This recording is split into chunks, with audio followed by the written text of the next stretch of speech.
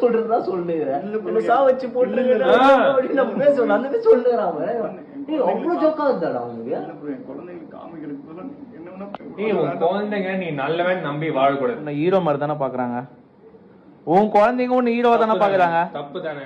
உன் பொண்டாட்டி கூட ஒன்னு ஹீரோவா தானே பாக்குறாங்க. அவங்களும் ஹஸ்பண்ட் ஹீரோவா தானே பாப்பாங்க. நீ என்னென்ன பண்ணிருக்க உன் ஒய்ஃபுக்கு மேல இருந்து பூலாம் கொட்டி அதெல்லாம் வியூஸ்க்காக பண்ணியா இல்ல உன் பொண்டாட்டி மேல இருக்க லவ்க்காக பண்ணியா? நீ சொல்லு.